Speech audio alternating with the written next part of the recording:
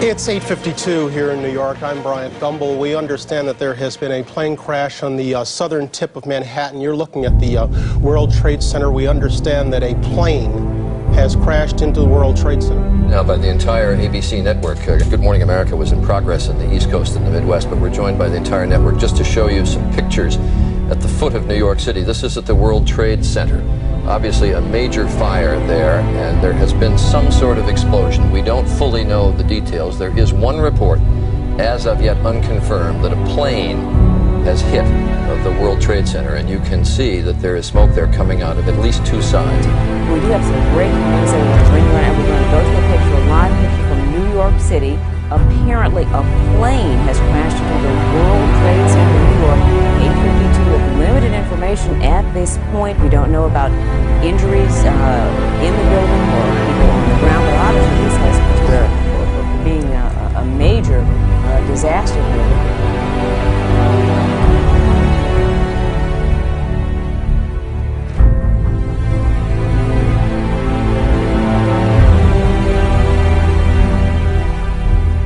That there is more and more fire and smoke enveloping the very top of the building, and as fire crews are descending on this area, it does not appear that there's any kind of an effort up there yet. Now remember, oh my God.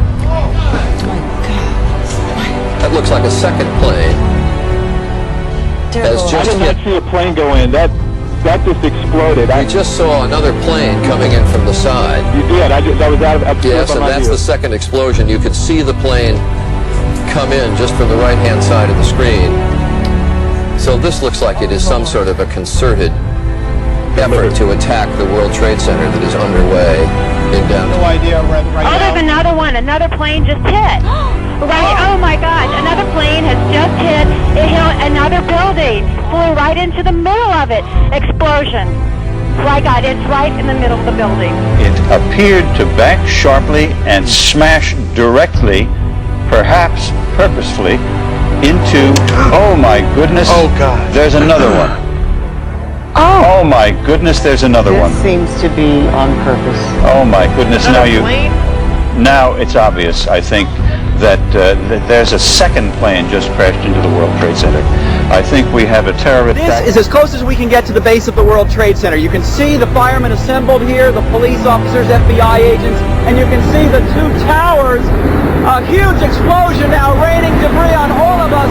We better get out of the way.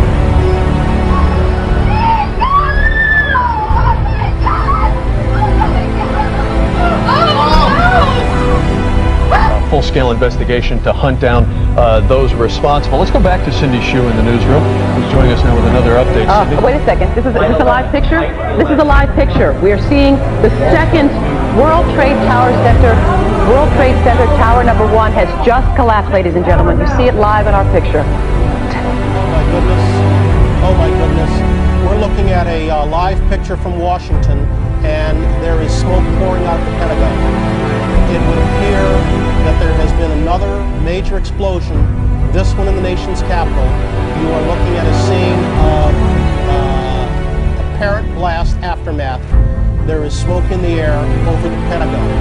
We don't know whether this is the result of a bomb or whether it is yet another aircraft that has targeted a symbol of the United States power, but there is smoke pouring out of the Pentagon. Today, our fellow citizens, our way of life, our very freedom came under attack in a series of deliberate and deadly terrorist acts. Thousands of lives were suddenly ended by evil, despicable acts of terror.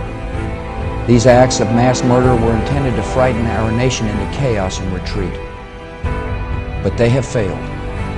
Our country is strong. A great people has been moved to defend a great nation. Terrorist attacks can shake the foundations of our biggest buildings, but they cannot touch the foundation of America. The world woke up in disbelief on September 12, 2001. The center of world commerce and signature of New York skyline had been toppled. The nerve center of the U.S. military had been attacked, and an airliner had been crashed into a field in Pennsylvania, leaving a nation and the rest of the world changed forever. On September 12th, just 24 hours after 4 planes were used in the unprecedented attack on the United States, what once were the World Trade Center's twin towers were smoldering. First responders rushed to the scene from all parts of the country to try and rescue the people that were trapped in the rubble. The rescue workers refused to give up. Terrorists had hoped to tear us down, but the people of this nation were united. People from all walks of life came together in an amazing showing of support, patriotism, and faith. We knew just 24 hours later that flight attendants had been stabbed with box cutters and knives, that there were at least 12 hijackers, and that some of them had taken flight lessons in Florida a year earlier. We knew that the White House and Air Force One were intended targets. We also knew that when the smoke cleared and the rubble was moving, that there were going to be a staggering number of innocent lives that were lost in New York and Washington. I can hear you!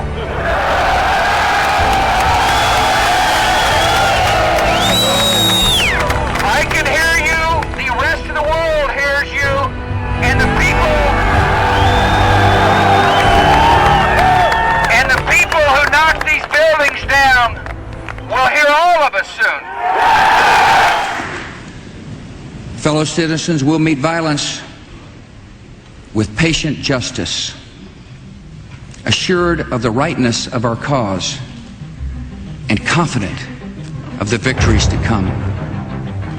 In all that lies before us, may God grant us wisdom, and may He watch over the United States of America. The enemy of America is not our many Muslim friends. It is not our many Arab friends. Our enemy is a radical network of terrorists and every government that supports them. Good evening. American-led military attacks against targets throughout Afghanistan continue tonight, even as the first emergency food and medical supplies for the beleaguered Afghan people are in the air. And if there was any doubt about the role of Osama bin Laden in the September 11th attacks, his threats to America tonight were a chilling reminder of his hatred. The first wave, 50 Tomahawk cruise missiles like these, fired from U.S. and British ships and submarines. 25 warplanes off the aircraft carriers Carl, Vinson, and Enterprise launched strikes from the Indian. When the war first began, when the terrorists came and hit the towers in 9/11, I think my thoughts were like most other people's, with some anger, some confusion, some worry. And at the time, I was in the Marine Reserves and didn't know what my future was going to look like. Then in 2004, several years after things had begun, my unit got called to go to Iraq, and at that time there was another mix, another range of emotions and mixed emotions, from excitement to do what I got to do to train and fight for my country and defend what's right, and the fear of the unknown, and leaving my family and leaving my three-month-old daughter and my wife, and all those feelings came into play. Shortly after we trained or did a little bit of work to prepare to go to Iraq, we landed in country, and my unit was assigned to a base in Fallujah, and that was a very unique time during the war, because the initial fight was over, but there was still a lot of work to be done in fighting terrorists that were on the ground. And so I feel fortunate that I got to defend my country and become a war veteran, but at the same time there was a lot of the war and experience that I came home with, and that the men that I served with came home, that affect them still today. The attacks on September 11th were intended to break our spirits. Instead, we have emerged stronger and more unified. We feel renewed devotion to the principles of political, economic, and religious freedom, the rule of law, and human life. We are more determined to live our lives in freedom. Former Mayor of New York, Rudolph Giuliani.